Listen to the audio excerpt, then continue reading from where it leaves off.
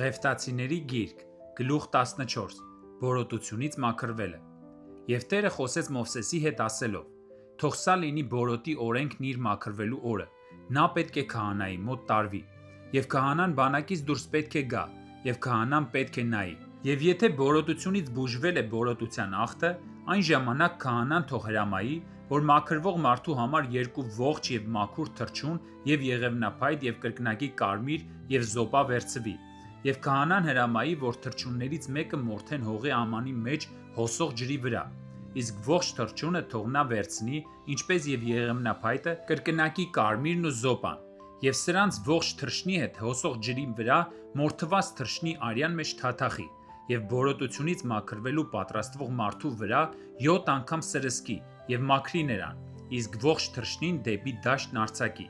եւ մաքրվելու պատրաստվող մարդու հագուստը լվանա, եւ իր բոլոր մազերն ածիլի, եւ ջրով լվացվի, եւ մաքուր կլինի, դրանից հետո թող մտնի բանակը եւ 7 օր իր վրանի դրսում մնա, 7-րդ օրն իր բոլոր մազերն ածիլի, իր գլուխն ու մորուքը եւ հոնքերը, այսինքն իր բոլոր մազերն ածիլի, եւ իր հագուստը լվանա, եւ իր մարմինը լվանա, եւ նա մաքուր կլինի,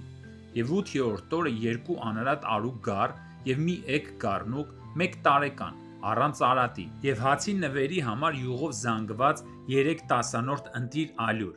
եւ 1 լոկ յուղ պետք է վերցնի, եւ մաքրող քահանան մաքրվելու պատրաստվող մարդուն սրանց հետ միասին կանգնեցնի վկայության խորանի դռանը, եւ քահանան վերցնի այն որձ գառներից մեկին եւ մատուցի դրան որպես հանցանքի պատարագ, եւ մի լոկ յուղն էլ, եւ դրանց Տիրոջ առջև տարուբերի, որպես տարուբերելու զոհաբերություն, եւ գառը մորթի մեղքի պատարագի եւ ողջակեզի մորթված տեղում, սուրբ տեղում, որովհետեւ ինչպես եւ մեղքի պատարագը, հանցանքի պատարագը քահանայինն է, սա ամենասուրբն է, եւ քահանան հանցանքի պատարագի արյունից թող վերցնի, եւ քահանան քսի մաքրվելու պատրաստվող մարդու ականջի աջ բլթակին եւ նրա աջ ձեռքի բթամատին եւ նրա աջ ոտքի բթամատին, եւ քահանան մի լոկ յուղից թող վերցնի եւ լցնի իր ձախ ձեռքի մեջ, քահանան իր աջ մատն իր ձախ ձեռքում եղած յուղի մեջ թաթախի եւ Տիրոջ առաջ իր մատով սրսկի այն յուղից 7 անգամ, եւ քահանան իր ձեռքի մեջ մնացած յուղից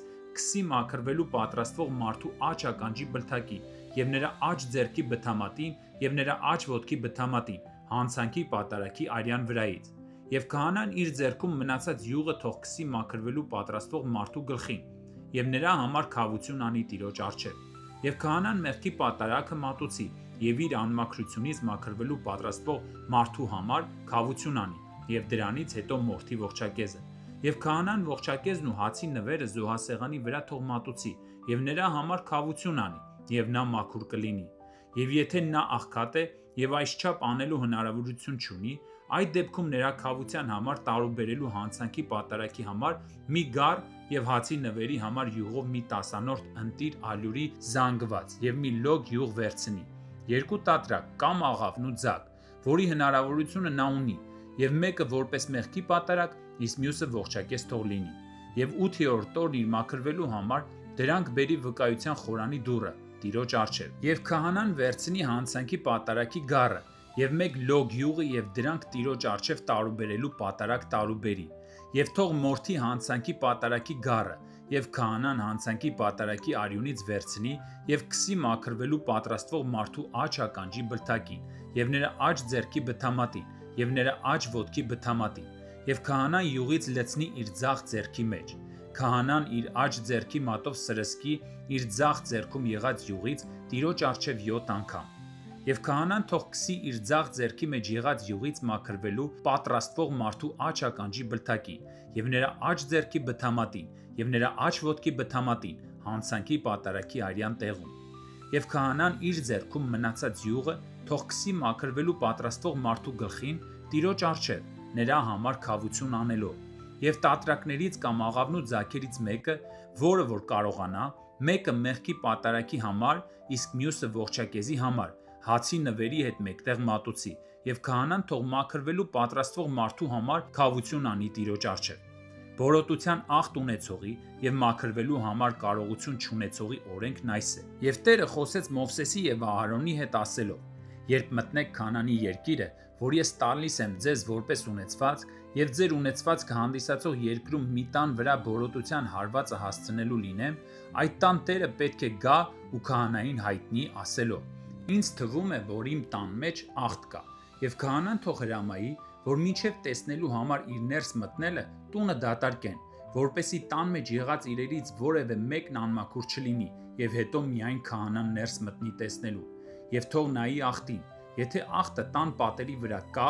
մի քիչ կանաչած կամ կարմրած փոսիկների տեսքով եւ դրանք պատի մակերեսից ավելի խորն են երևում, այն ժամանակ քահանան տնից թող դուրս գա եւ 7 օրով կողպի դուռը, եւ 7-րդ օրը քահանան նորից գա եւ նայի,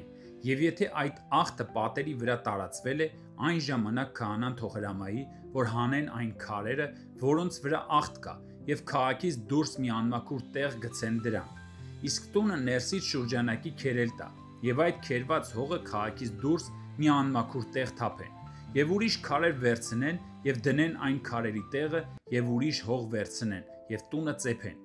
Եվ եթե քարերը հանելուց հետո եւ տունը քերելուց ու ծեփելուց հետո աղտը նորից գա եւ տան մեջ երևա,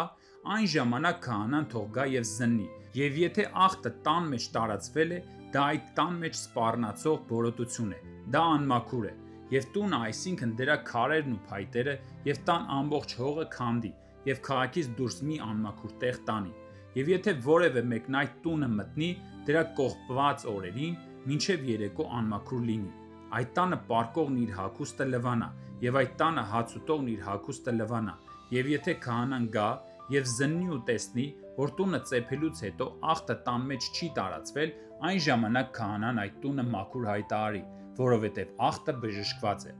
Իսկ այդ տան մաքրության համար երկու թռչուն, եղևնափայտ, կրկնակի կարմիր եւ զոպա վերցնի։